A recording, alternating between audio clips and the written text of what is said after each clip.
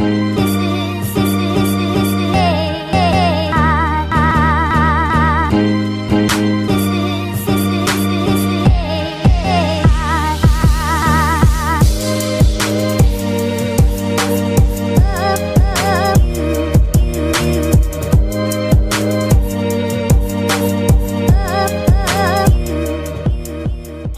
ladies and gentlemen.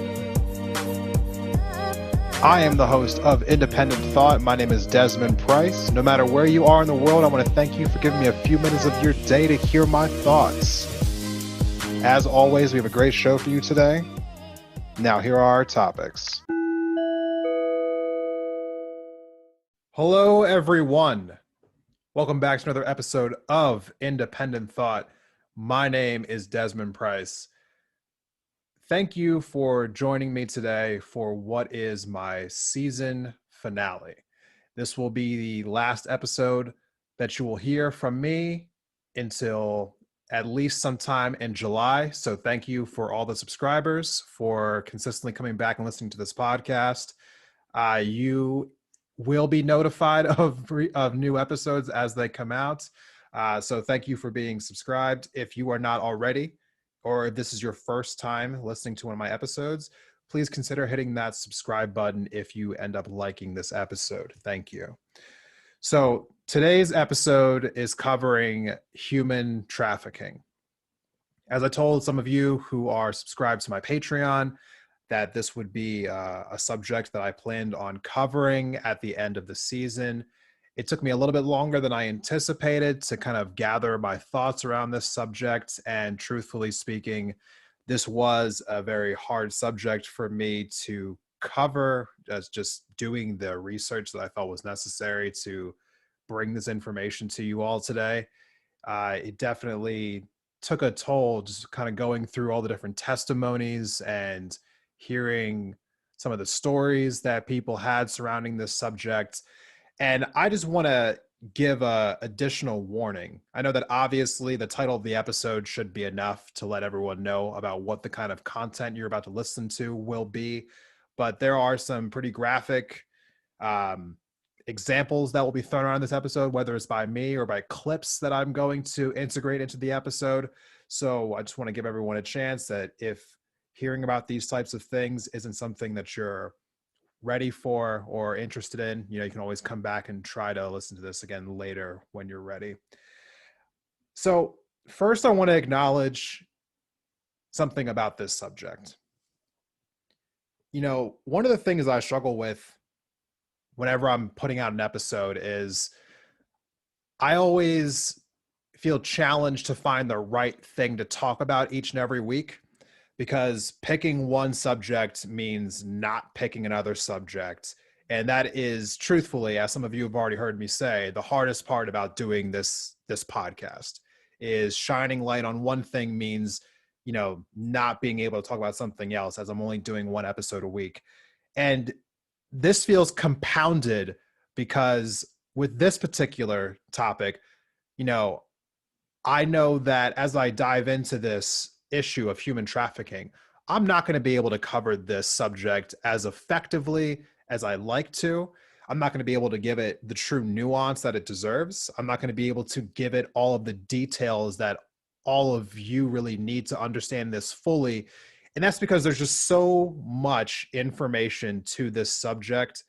It would take literally hours upon hours to give this subject the full breakdown that it deserves.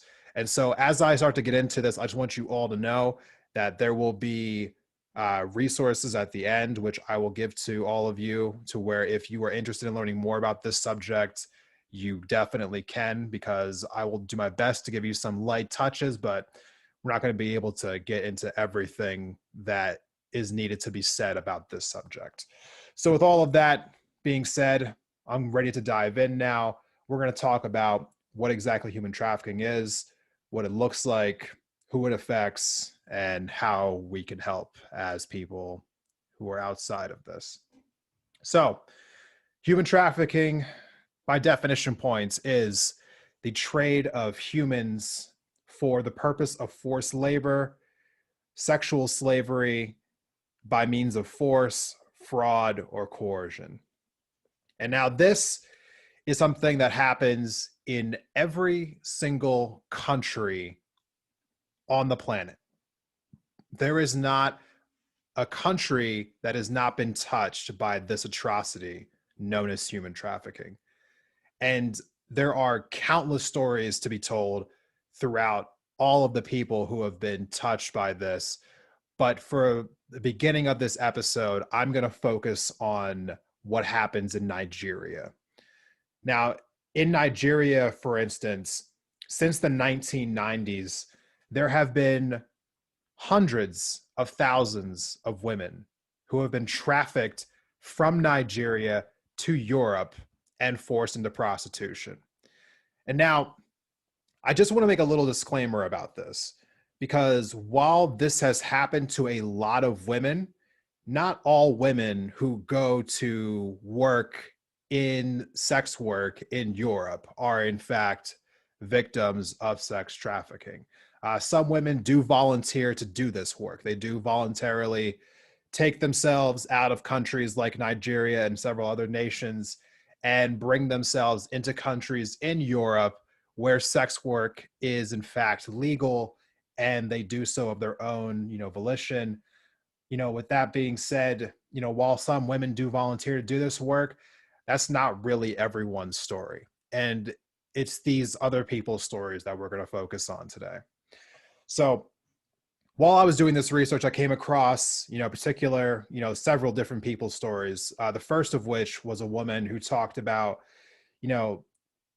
what she thought was something that was going to be voluntary. She went to Italy and with the intention of doing sex work. But after she arrived there, she realized that, she didn't quite understand exactly what she was getting into. And she decided that this was no longer something that she wanted to do. But unfortunately, the way that the system worked up in Italy was that she had a pimp who was referred to as her madame. And this person particularly apparently is a pimp for a lot of women in Italy. And this person, forced this particular woman, I believe her name was Beauty, to continue to be a prostitute well after she wanted to. And this woman experienced, men constantly assaulting her. Sometimes they would refuse to pay and force her to have sex with them anyway. Sometimes under the threat of violence. She recounted times where she was raped at knife point, and there were other men who refused to wear condoms when they would have sex with her. And this ended up becoming something that she no longer wanted to be a part of. But unfortunately, this pimp of hers, who is again referred to as Madame, forced her to stay in prostitution under threat, saying that if she left for any reason, that she would kill her mother back in Nigeria. And unfortunately, as time went on, this woman, again by the name of Beauty, did try to run away and leave. And her pimp, Madame, actually did, in fact, have someone kill her mother back in Nigeria. Not only that, but there are other women who have similar stories. Other women were, lied to as far as what they thought they were going to do. Some women went from Nigeria up into Italy, thinking that they were just going up there just for normal types of work. And, once they got there, they found out that the work that they were being brought to Italy to do was sex work. And again, these women tried to leave, but were, beaten and forced to be forced to be prostitutes under the threats of their lives. And there were so many of these stories. I literally had a hard time like writing some of this down. And as hard as it was for me to be hearing it, I can't imagine actually going through what some of these women have gone through. And the stories, they were just endless. There was another woman who talked about being trafficked to Russia, where they told her that she was going there to take up a nursing position. And not only was she lied to about that, was when she got there, she herself was forced into prostitution. And she had talked about how when she went to Russia, she was pregnant at the time. And the sex traffickers, once they found out, they forced her to have an abortion. So a lot of women who are caught up in this trafficking, especially in Nigeria, they are not sure exactly who to turn to for help, where exactly to go, who to turn to. Thankfully, there are some in Italy who are trying to help these women. Thankfully enough for them, it's also somebody who understands what it's like to be in their shoes. There is a particular woman and her husband who are currently taking up this fight in Italy for some of these women who are being trafficked. And I'm going to play a quick clip for you where they talk about their experience trying to help these girls and what it's like for them in Italy. Here's the clip. They did not know what they are coming to do. Though a lot of people argue that they knew, they did not know. Like me, I didn't know. So they are victims. So that is how the program started. Princess knows what she's talking about. 20 years ago, she was a victim of human trafficking, forced into prostitution in northern Italy. That's where she met her husband, Alberto. Together, they founded an organization to support victims of human trafficking. We started to work for supporting victims of trafficking in the years 2000. And now we have a lot of girls in our shelter. The number of the minors is increasing in the last 2-3 years. We meet girls in the streets, 16, 17, 18, sometimes 15. I was 15 the first time, and I was so devastated. I was so hurt that first time. But I don't have any choice by obeying the command. But I never knew I would go to Napoli for prostitution. She said that if I come out from my camp, then he will look for a job for me.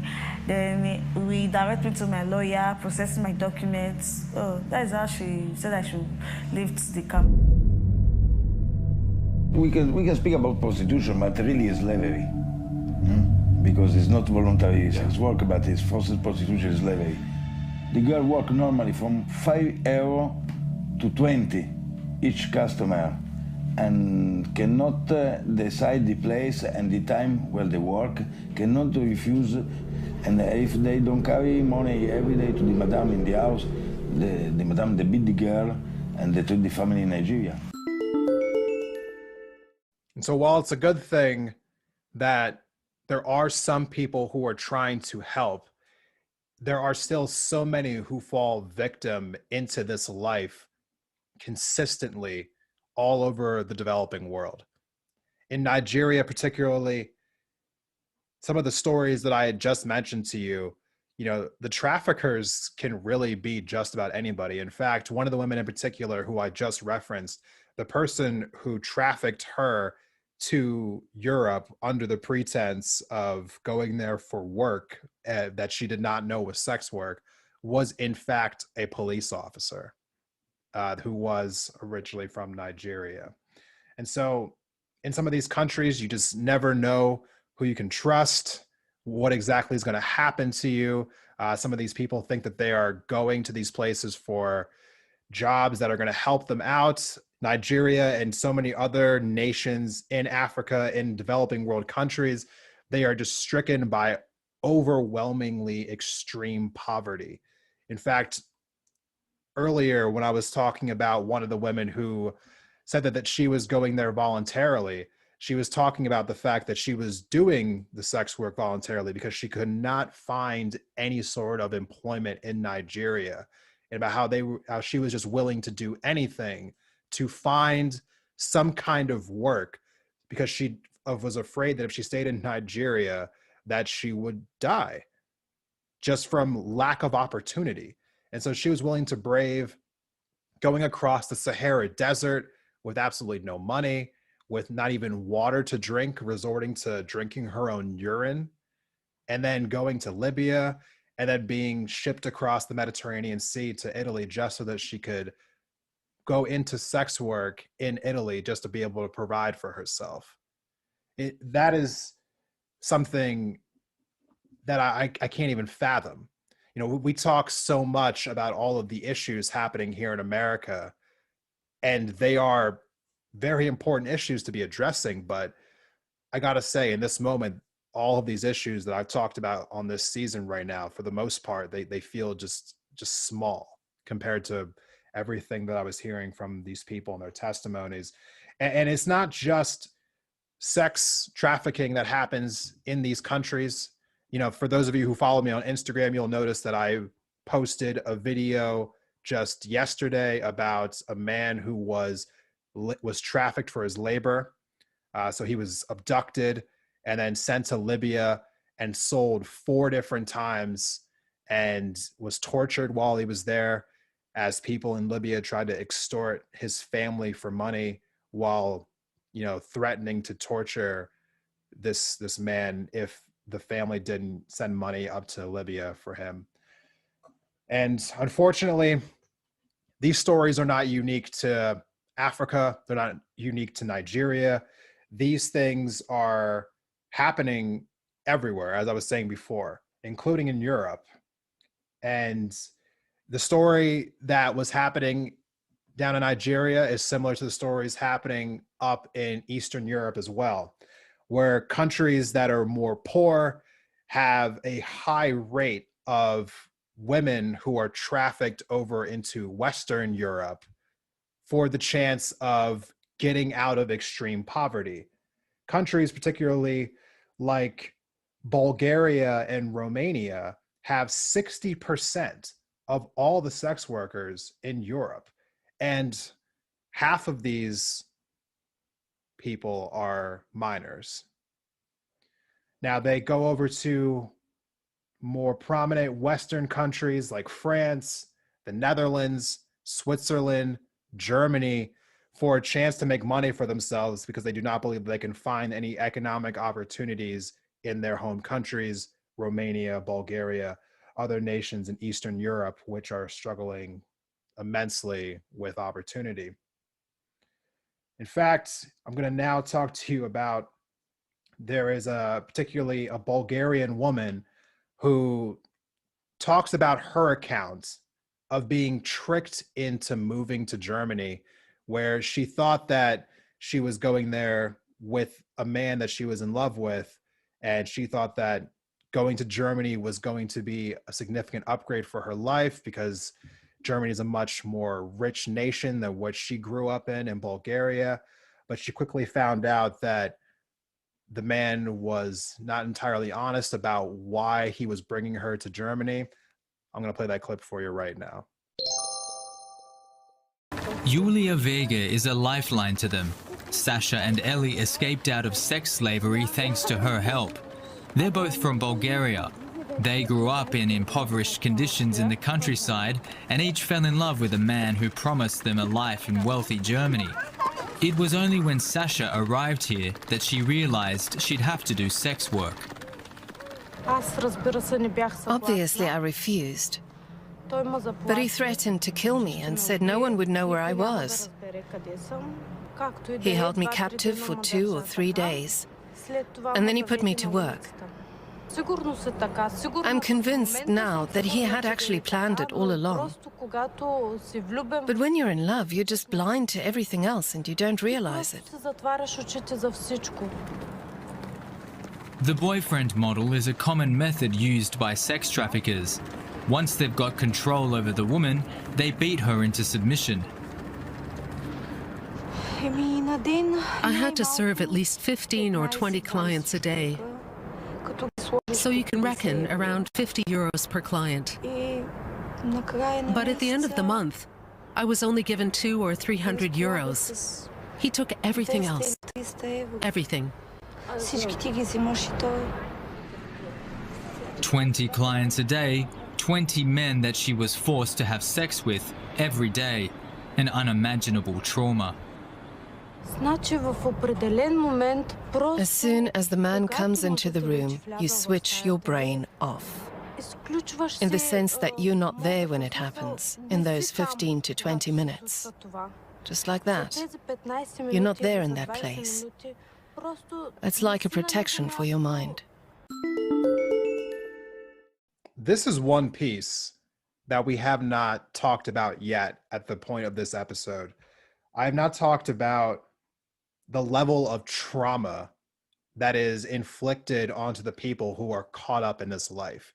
I mean, we're not talking about simply just depression or anxiety. We're talking about suicidal thoughts. We're talking about PTSD. We're talking about losing a sense of who you are as a person. And some of these women end up just getting so conditioned to their environment that they actually start depending on these traffickers, these abusers, these just basically slave owners for their self-worth, for dependence. It's a horrendous cycle that so many of these people are stuck in all over the world. And honestly, I can't imagine just the mental health crisis that's taking place into so many of these people, not just those who are still caught up in this, but those who have found a way to get out and have to live with the trauma of this for the rest of their lives. I mean, you're never going to forget being enslaved. And it may not be the slavery that you're thinking of, you know, when you think of maybe Black people in the South in the 1800s, but this nonetheless is modern day slavery. So when we're talking about here, on top of all of that, but in this particular case with this woman, you know, she talks about how she had to have sex with so many partners every single day. And as bad as that all is, you know, these traffickers are barely giving them any kind of financial compensation on top of that. So as bad as it all is, they're still living in the extreme poverty that they were trying to escape from. And now they have the additional trauma to deal with and the enslavement that they're going through. Thankfully, there are some groups in Germany and other places throughout Europe that are trying to help these people. There is a group called Amelie, who I came across when I was looking at this particular documentary that I pulled that clip from. There are social workers who work for this organization, and they are trying to kind of bridge the gap in Germany and other countries, trying to get some of these workers to trust them, and hopefully, you know, once that trust is established, they can help them get out of the life and kind of turn on some of these traffickers so they can identify who they are. But unfortunately, you know, even though that this work is trying to be attempted, it is not the easiest thing in the world to identify who some of these traffickers are, especially in countries like Germany, where sex work is in fact legal. And it's not always the simplest thing to do to figure out if these women are in fact being trafficked or if they're there voluntarily, because sometimes they don't want to admit that they are there under force. And I'm going to play one more clip for you from retired German police officers who talk about what exactly the challenges are trying to identify some of these traffickers in countries like Germany's because of the laws that are in place. Here's that clip. Since 2015, we've been going to Eastern Europe every year to spend a week traveling around schools and educating the children on what life is like in the Golden West, and in Germany in particular. When we ask the students at the beginning how many of them would like to go to Germany, Switzerland, or Austria once they finish school, 70% raise their hand. And that's exactly what organized crime networks exploit, people's willingness to migrate to escape poverty and a lack of prospects. I met one woman who admitted to me in complete shock that she didn't know how terrible things are. She said, "I thought because sex work is legal in Germany, it can't be anything terrible." But the reality was very different. She was brutally raped repeatedly and then told what she had to do. They're caught in this red light subculture, much of which is criminal, and other laws apply. It's very much like the mafia. If you betray them, it's considered the worst of all crimes. So to tell others that you're not doing sex work willingly, but were forced into it, is one of the worst forms of betrayal. That's why when you ask them, they're all in the job voluntarily. They insist on it vehemently. He says 90% of sex workers in Germany are forced into the trade. Because the law defines sex work as a voluntary service, it's not a criminal act. Manfred Paulus says that makes it difficult to track down and prosecute those behind the human trafficking. He says people in Romania and Bulgaria can't understand Germany's approach. And so, like in the previous two examples here, again, there are people who are trying to combat this atrocity all over the world in every example that I've shown so far. But there are so many people falling through the cracks. It's the equivalent of trying to take a bucket and trying to just pour out water into a boat that's, has a hole in it, that's on a lake. There's only so much that so many of these people can do with the limited resources that they have, unfortunately. So I'm glad to be seeing so many people trying to do what they can, but honestly, these people, they need more help. And it's not just happening to people in Africa and in Europe. It's also happening to people here in America. And it's not just happening to adults, it's also happening to children. And when we come back from the break, I'm going to talk more about how those things are happening over on this side of the world. We'll be right back.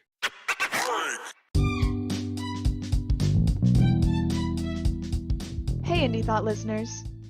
Has this past year helped you rediscover your creative and crafty side? Well, then you're going to love our sponsor for today's episode. Bathing Beauties Beads is a full-service bead shop in the heart of downtown Missoula. Whether it's seed beads, semi-precious stones, vintage beads, or just materials to make a project, they have something for every person and every price range. Not from Missoula? Don't worry. They have an extensive online store and they will ship directly to you. Whether you're a beginner or a pro, they'll welcome you and help you make your next project a reality. You can find them online at Bathing Beauties Beads on Instagram and Facebook, or at bathingbeautiesbeads.com. And don't forget to use offer code INDEPENDENTTHOUGHT at checkout to save 15% on your order.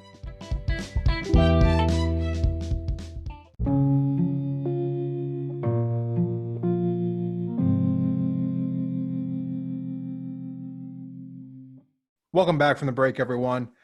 Thank you for sticking with us through this very, very hard topic for the season finale here of Independent Thought.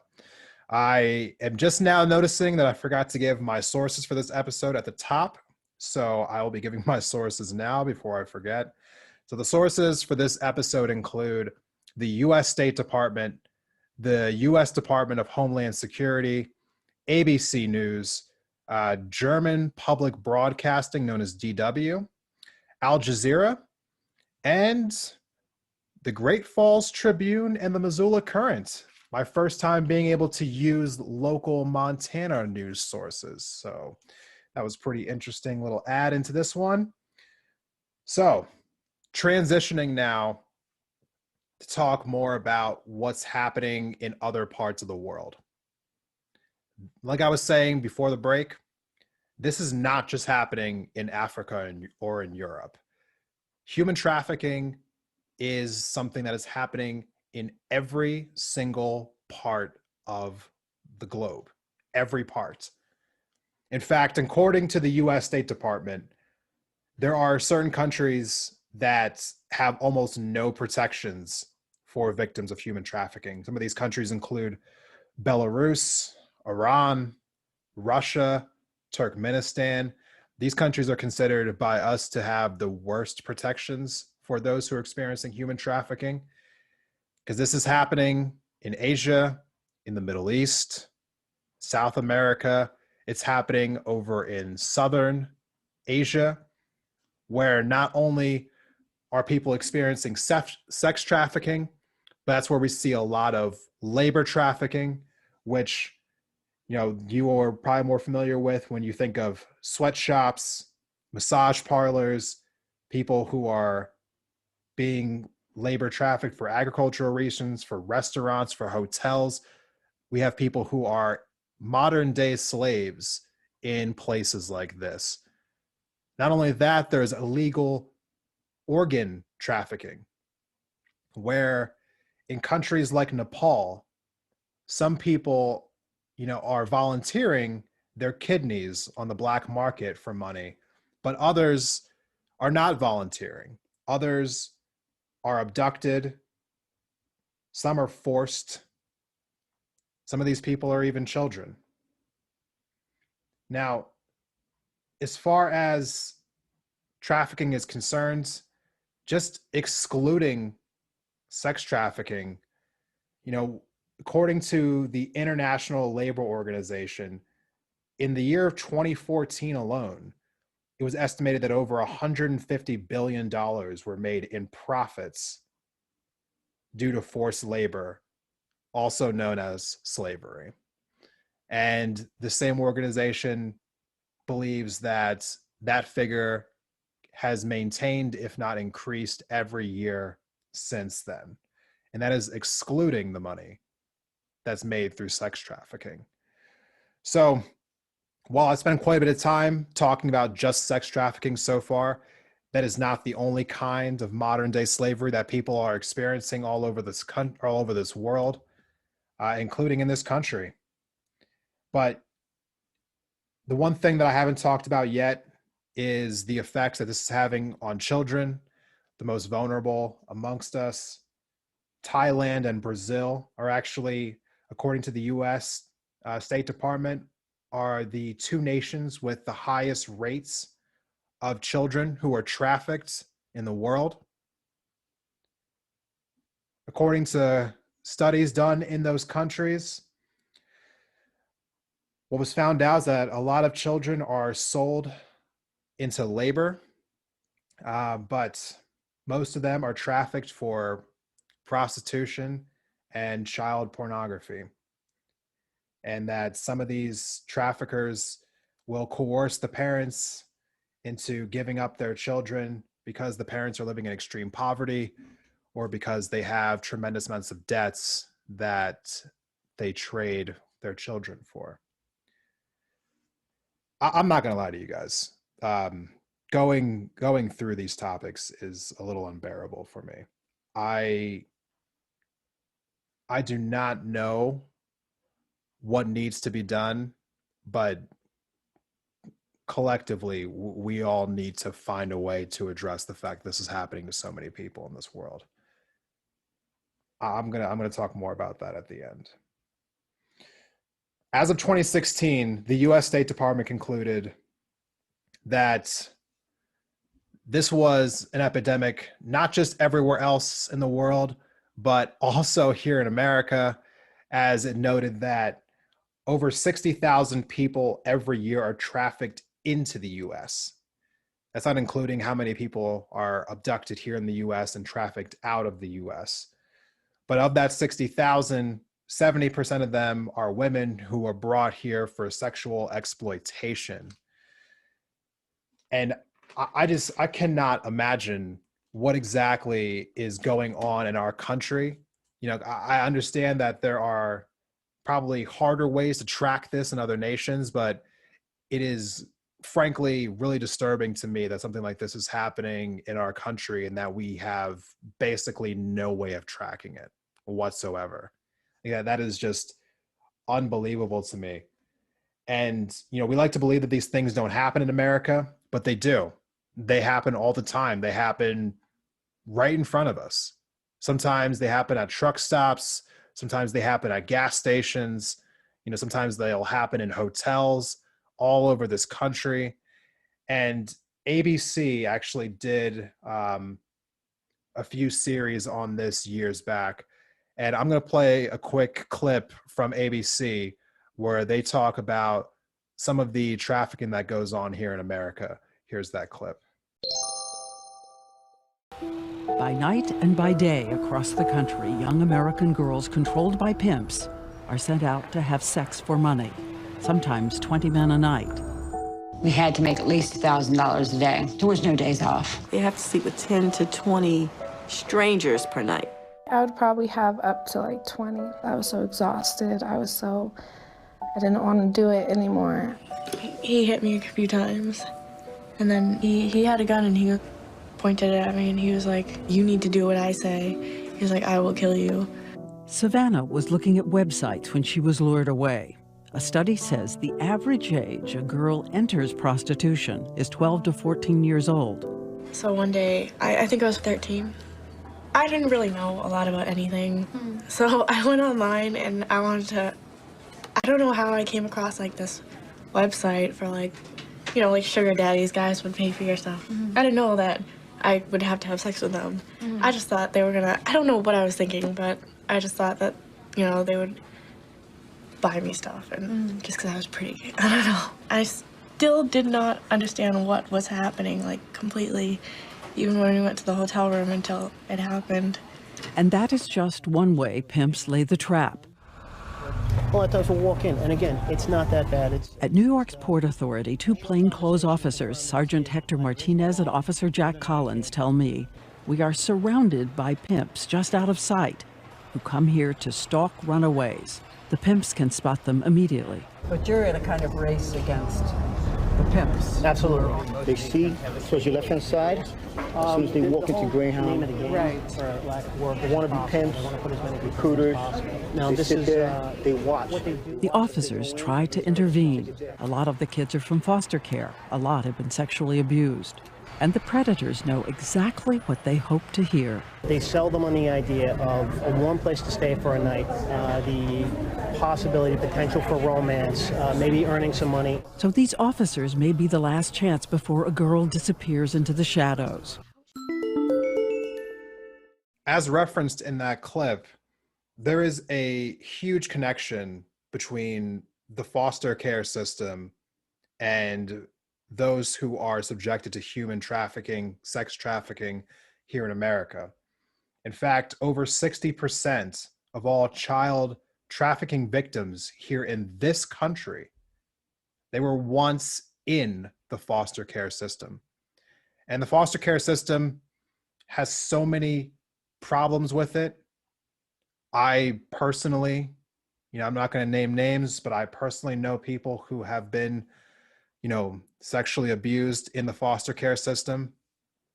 It makes sense to me just how exactly the trauma of being in the foster care system might make people more susceptible to potential sex trafficking, sex traffickers who prey on these people, these children, these young people who just are looking for a way out of their current situation.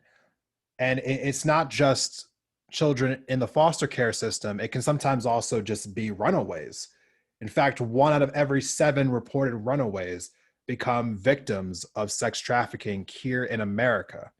And a lot of these children are engaged in what's called survival sex, where they're just exchanging sex for basic necessities, food, shelter, just basically trying to stay alive. And it's totally understandable how under those circumstances, underneath that stress, that you could find yourself falling victim to somebody who could basically indoctrinate you into a life that you never thought that you were going to be a part of.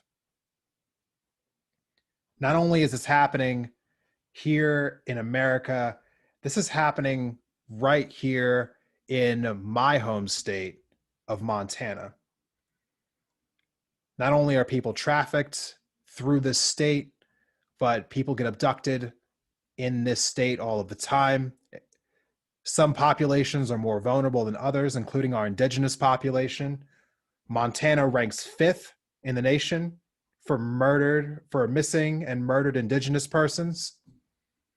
That issue is not getting enough coverage, and I promise to bring more light to that in the future, because there is a relentless amount of people in our indigenous community who are disappearing all over, not just this state, but this country. And we truly do not understand how it's happening or what we can do to stop it. So definitely want to touch back on that again in the future. There are certain projects that are trying to build more light around this, including the Red Sand Project, which visited Great Falls, Montana 2 years ago to highlight the human trafficking happening here in Montana. They also sent people to Missoula and Billings, other places here in the state that have experienced trafficking. And if you are one of my Missoula listeners, as I know that 25% of my audience at least is in the city of Missoula, where I currently reside, this is happening in our community. Detective Guy Baker of Missoula says that at least 10 cases a year he works on that involve human trafficking right here in our town, Missoula, Montana. This is an epidemic happening everywhere, unbeknownst to so many people who think that this happens in some faraway place. It doesn't. It happens in every corner of the world. It really does. I know that I've said that about 3 or 4 times now, but that is for emphasis, truly. We do not honestly understand how widespread of an issue that this honestly is. And I think that, as with everything else, it needs to be talked about more. That is not how you solve a problem, but it starts there. It starts with people understanding that it exists, talking about it, trying to find solutions, and engaging with those who are making it their mission in life to help. And when I come back from this final break, that is how I'm going to end this episode, is by telling you who out there is trying to help and how you can help them address this issue. We'll be right back.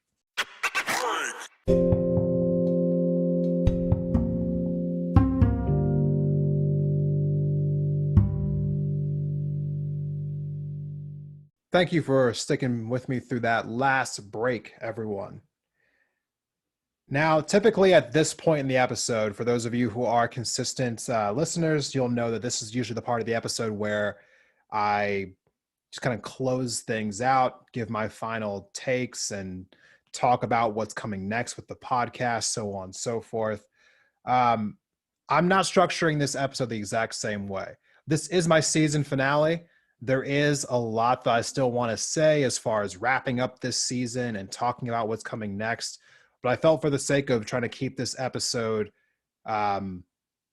just talking about this subject of human trafficking, I'm going to save all of that extra stuff for a bonus episode that I'll release next week. So make sure that you're subscribed so that you will hear the updates about what's coming next with Independent Thought in that bonus episode that will come out next week.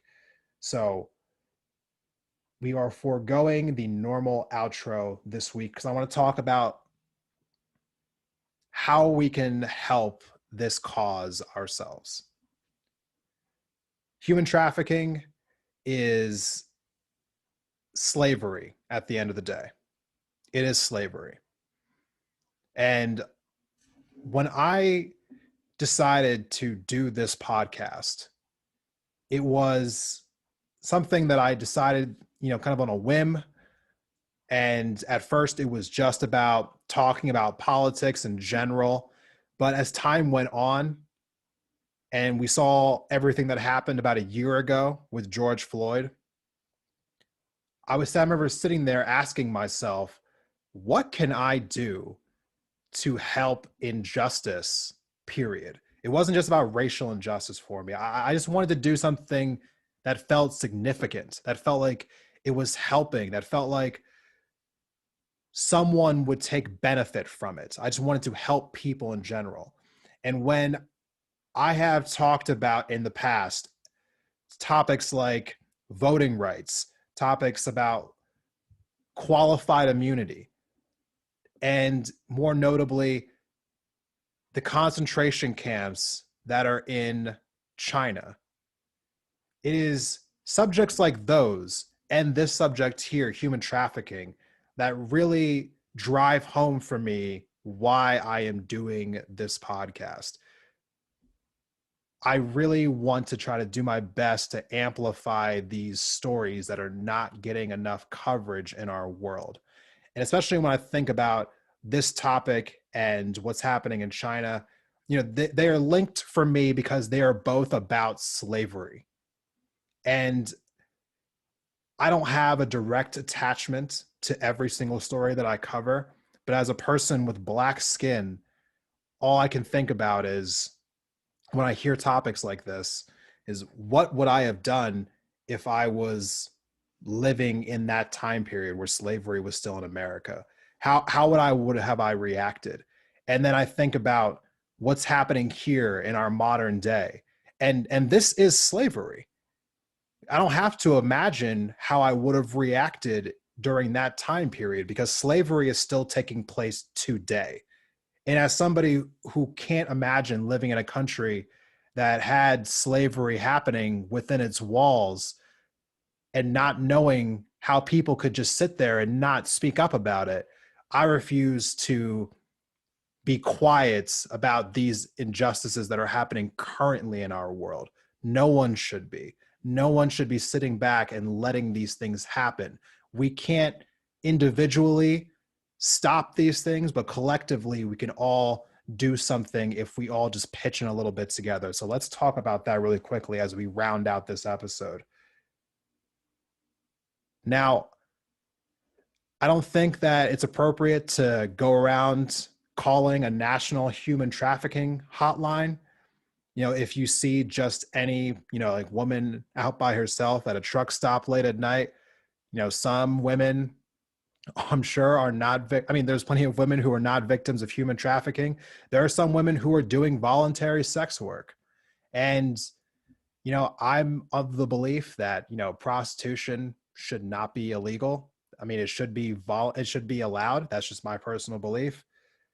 But, you know, the fact of the matter is that there are plenty of those who are unfortunately in prostitution who are not there voluntarily. And so if you ever think to yourself that you might have come across a person who is in this situation, there is a hotline that you can call here in America. And that number is 1-888-373-7888. And that is the national hotline for persons suspected of being victims of human trafficking.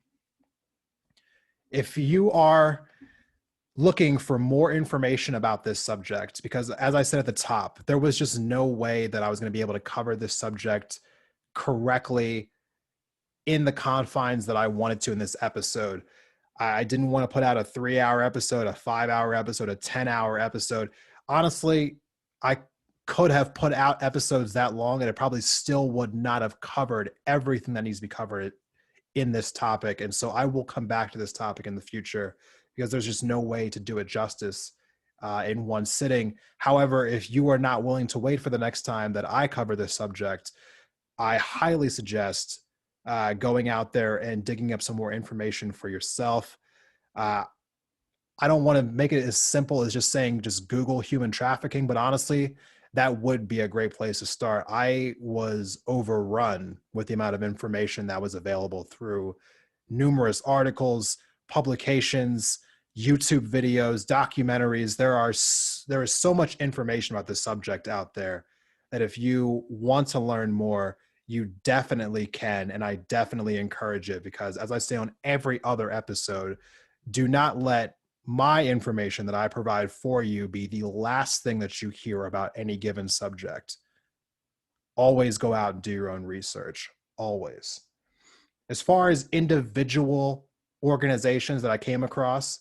I did not see the entire list of every organization that's worth checking out, but I did find a few of them here for you. So I'm not just sending you straight to Google. There are a few organizations here that I think are definitely worth your time. And if you were interested in donating to these people or learning more about it, or just ways that you can volunteer, there are these organizations. There's the Global Alliance Against Trafficking in Women. There is another one called Stop the Traffic. There's another one called the Urban Justice Center's Sex Workers Project. And then there's a company called Thorn. Thorn is the final piece of information that I want to leave you with for this episode and for this season. Thorn is a company that was co-founded by an actor by the name of Ashton Kutcher, who I'm sure a lot of you know exactly who that is. Thorn is a company that develops software in order to track human trafficking, specifically geared for tracking child trafficking. And as an end to this episode, I'm going to play you a clip from Ashton Kutcher going to Congress to ask them for funding for Thorn. Now, I highly recommend checking this out. This clip is a little bit longer than the other clips I've played for you. It's going to be more than 10 minutes, but I highly recommend listening to the rest of it. And at the end of this clip, if you are interested in donating to Thorn, go to their website and there is a donate button on their website if you are interested in donating to a company who is actively trying to end human trafficking, sex trafficking, child trafficking. Please check it out. Thank you so much for sticking with me through this entire episode.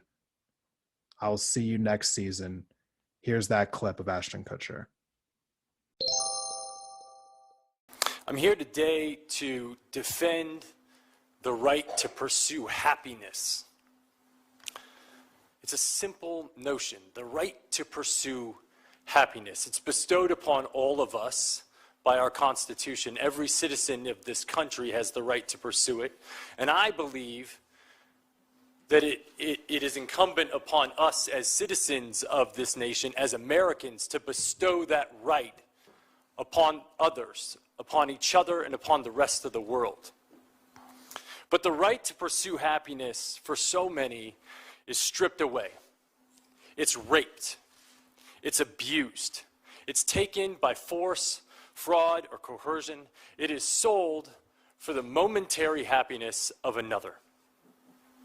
Now, this is about the time when I start talking about politics that the internet trolls tell me to stick to my day job. So I'd like to talk about my day job. My day job is as the chairman and the co-founder of Thorn.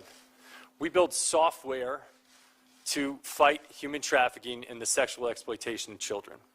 And that's our core mission. My other day job is that of the father of two, a 2-month-old and a 2-year-old. And as part of that job that I take very seriously, I believe that it is my effort to defend their right to pursue happiness and to ensure a society and government that defends it as well. As part of my anti-trafficking work, I've met victims in Russia. I've met victims in India. I've met victims that have been trafficked from Mexico, victims in New York and New Jersey and all across our country. I've been on FBI raids where I've seen things that no person should ever see. I've seen video content of a child that's the same age as mine being raped by an American man that was a sex tourist in Cambodia. And this child was so conditioned by her environment that she thought she was engaging in play. I've been on the other end of a phone call from my team asking for my help because we had received a call from the Department of Homeland Security telling us that a 7-year-old girl was being sexually abused and that content was being spread around the dark web. And she had been being abused, and they'd watched her for 3 years, and they could not find the perpetrator, asking us for help. We were the last line of defense. An actor and his foundation were the potential last line of defense. That's my day job, and I'm sticking to it.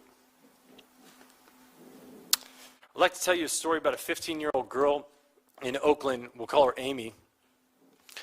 Amy met a man online, started talking to him. A short while later, they met in person.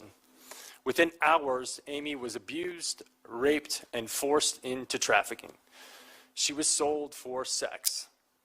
And this isn't an isolated incident. There's not much that's unusual about it. The only unusual thing is that Amy was found and returned to her family within 3 days using the software that we created, a tool called Spotlight. And in an effort to protect its capacity over time, I won't give much detail about what it does, but it's a tool that can be used by law enforcement to prioritize their caseload.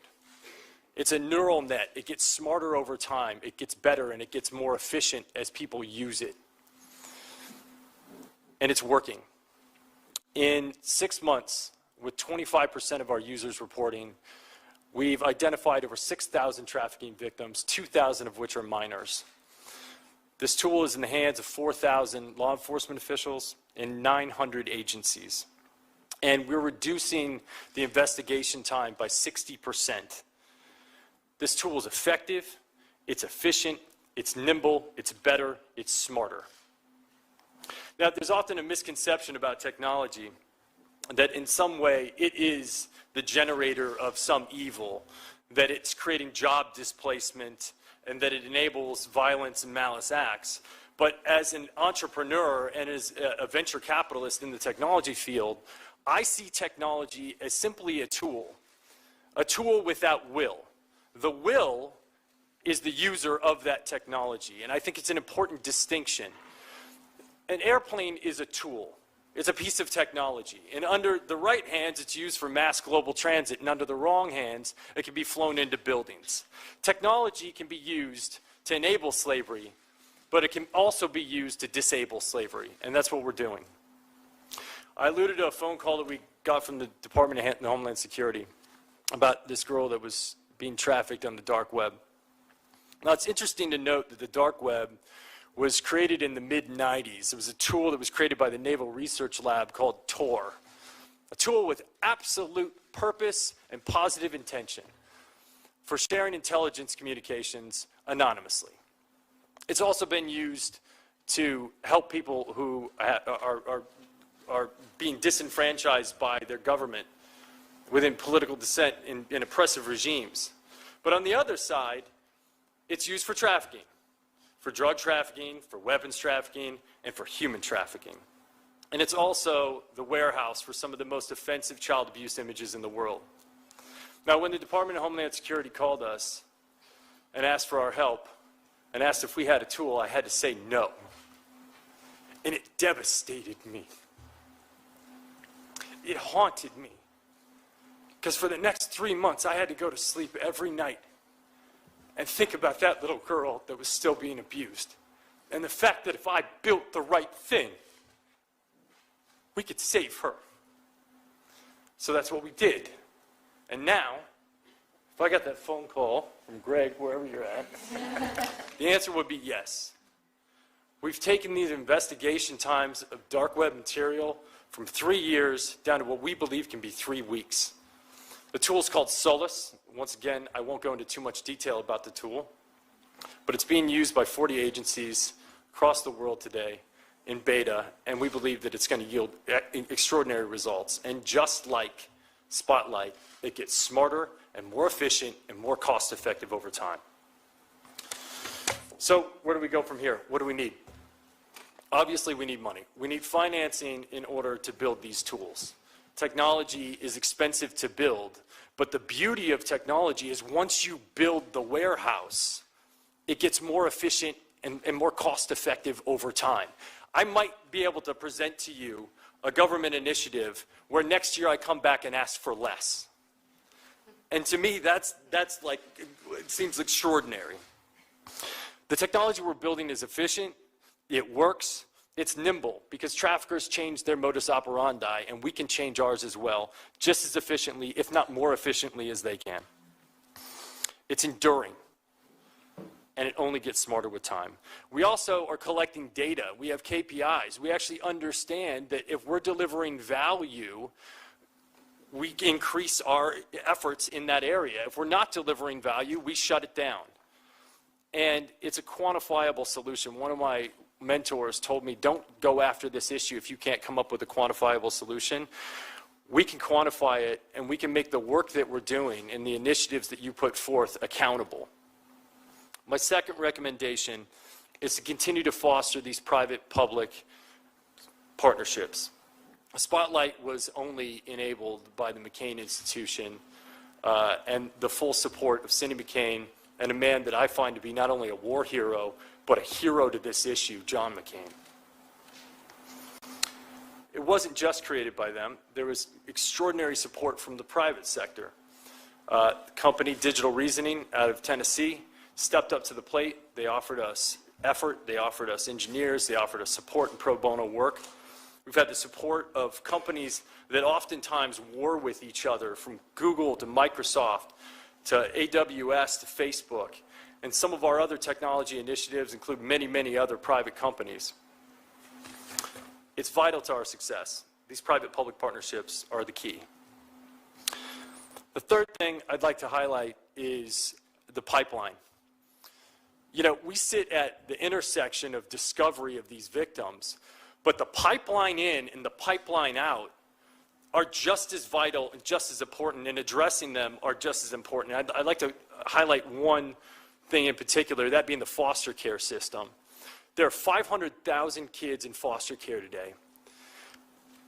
I was astonished to find out that 70% of the inmates in the prison across this country have touched the foster care system, and 80% of the people on death row were at some point in time exposed to the foster care system. 50% of these kids will not graduate high school, and 95% of them will not get a college degree. But the most staggering statistic that I found was that foster care children are 4 times more likely to be exposed to sexual abuse. That's a breeding ground for trafficking. I promise you that's a breeding ground for trafficking. But the reason I looked at foster care is that it's a microcosm. It's a sample set that we have pretty extraordinary data around to date, even though we can't seem to fix it. It's a microcosm for what happens when displacement happens abroad, as the unintended consequences of our actions or inactions in the rest of the world. When people are left out, when they're neglected, when they're not supported, and when they're not given the love that they need to grow, it becomes an incubator for trafficking. And this refugee crisis, if we want to be serious about ending slavery, we cannot ignore it, and we cannot ignore our support for this issue in that space, because otherwise we're going to deal with it for years to come. The outbound pipeline. There's just not enough beds. The bottom line is, once someone is exposed to this level of abuse, it's a mental health issue. And there aren't enough beds, there's not enough support, and we have to have the resources on the other side. Otherwise, the recidivism rates are through the roof. It's astonishing, because when Maslow's hierarchy of needs are not being met, people resort to survival, and if this is their means of survival and the only source of love that they have in their life, that's what they go for. So we have to address the pipeline out, and we have to create support systems on the other end. It's not an entitlement. It's a demand to end slavery. My fourth and final recommendation is the bifurcation of sex trafficking and labor trafficking.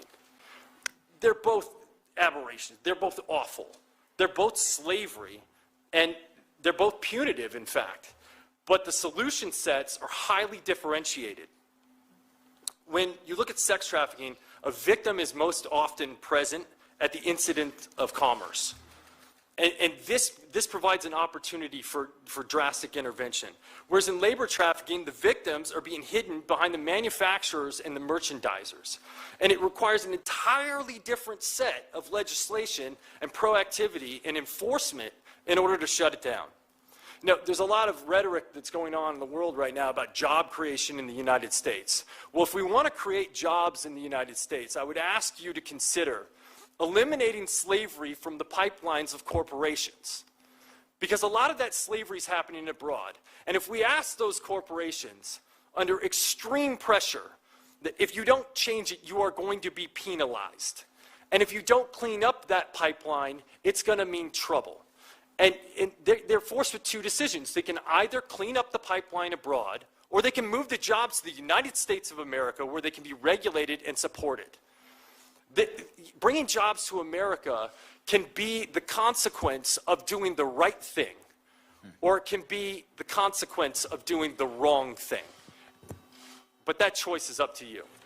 Now, it's not lost on me that all of this disruption in our marketplaces is going to have economic backlash. Like, that is not lost on me at all. But I ask you, do you believe that Abraham Lincoln had to consider the economic backlash of shutting down the cotton fields in the South when he shut down slavery? Because I'm sure that weighed on his mind.